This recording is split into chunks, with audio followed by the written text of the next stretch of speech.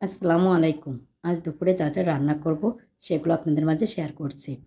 রান্না করব ব্রয়লার মুরগির মাংস, লাল শাক আর সবুজ শাক একসঙ্গে ভাজি, মূলা দিয়ে, আলু দিয়ে, বেগুন দিয়ে আর পালং শাক দিয়ে একটা ঝোলের তরকারি। মুরগিটা আমি আলু দিয়ে রান্না করব। চুলায় একটা কড়াই দিয়ে পরিমাণ মতন তেল দিয়ে আলুগুলোকে লাল লাল করে ভেজে নেব। আর অন্য পাশে অন্য আরেকটা কড়াইতে মাছগুলো ভেজে নেব। আমি টাকি মাছ দিয়ে রান্না করব মূলাটা টাকি মাছ দিয়ে রান্না করলে অনেক ভালো লাগে। যে কোনো ছোটো মাছ দিয়ে রান্না করলে মূলাটা অনেক বেশি স্বাদ হয়। আলুগুলো ভাজা হয়ে গেছে, উঠিয়ে নেব। নেওয়ার পরে ওই কড়াইয়ে আরেকটু তেল দিয়ে পেঁয়াজ দিয়ে সুন্দর করে নেড়ে একটু লাল লাল হয়ে আসলে সব মশলাগুলো দিয়ে দেবো। এদিকে মাছগুলো ভাজা হয়ে গেছে, আমি মাছগুলোকে উঠিয়ে নেব। পেঁয়াজটা লাল লাল হয়ে গেছে, সব মশলাগুলো দিয়ে দেবো আদা বাটা, রসুন বাটা, মরিচের গুঁড়া, হলুদের গুঁড়া, ধনিয়া গুঁড়া, লবণ আর সামান্য একটু পানি দিয়ে মশলাটাকে সুন্দর করে কষিয়ে নেব। পানি দিলে মশলাটা পুড়ে যাওয়ার ভয় থাকে না, ভালো করে কষানো হয়। মশলাটা ভালোভাবে কষিয়ে নিয়ে ধুয়ে রাখা মাংসগুলো দিয়ে দেব।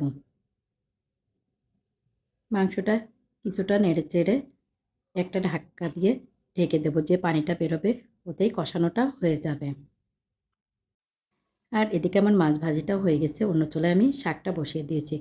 কয়েকটা আস্ত রসুন দিয়েছি, কাঁচামরিচ চেরা দিয়ে আর লবণ দিয়ে ঢাকনা দিয়ে ঢেকে দেব, যাতে ভাপে একটু শাকটা কমে যায়। যেহেতু আমি কড়াইয়ে দিয়েছি, শাকটা উঁচু হয়ে রয়েছে। মুরগির মাংসটা প্রায় কষানো হয়ে গেছে। এবার আলুটা দিয়ে আরেকটু ভালোভাবে কষিয়ে নেব। আলুটা ভাজা হয়েছে, অনেকটাই কষানো হয়ে গেছে। এবার আর কিছুক্ষণ কষিয়ে নিয়ে ঝোলের পানিটা দিয়ে দেব। ঝোলের পানিটা দিয়ে আমি সুন্দর করে ঢেকে দিয়ে রান্না করব। শাকটা ওইদিকে হয়ে গেছে, নামিয়ে নিয়ে পেঁয়াজ রসুন দিয়ে বাগার দিয়ে নেব। রসুনটা থেতো করে দিয়েছি, থেতো রসুন দিলে খেতে অনেক ভালো লাগে। শাকটা বাগার দেওয়া হয়ে গেছে। এবার মুরগির মাংসটাও আমার প্রায় হয়ে এসেছে। সামান্য একটু জিরা গুঁড়া দিয়ে মাংসটা নামিয়ে রাখবো। এদিকে অন্য একটি কড়াইয়ে আমি সামান্য পরিমাণ তেল দিয়েছি, দিয়ে পেঁয়াজ দিয়ে ভেজে নেব। নিয়ে এবার মূলাটা দিয়ে দেব। মূলাটা আমি সবসময় ভাপিয়েই রান্না করি, কিন্তু আজকে সময় কম ছিল, এজন্যই মূলাটায় আর ভাপ দেওয়া হয়নি, এমনিতেই রান্না করছি।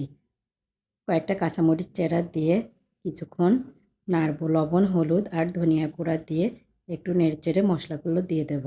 দেব জিরা বাটা, সরিষা বাটা আর সামান্য একটু রসুন বাটা দিয়ে ভালোভাবে কষিয়ে নেব।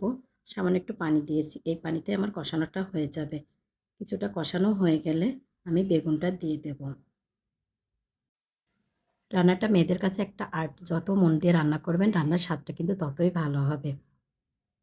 বেগুনটা দিয়ে কিছুক্ষণ নেড়ে নিয়েছি। এবার পালং শাকটা দিয়ে দেবো, দিয়ে একটু নাড়াচাড়া দিয়ে ঝোলের পানিটা দিয়ে দেবো মাছগুলো। ঝোলের পানিটা দিয়ে মাছটা দিয়ে ঢাকা দিয়ে রান্না করব 15 থেকে 20 মিনিট।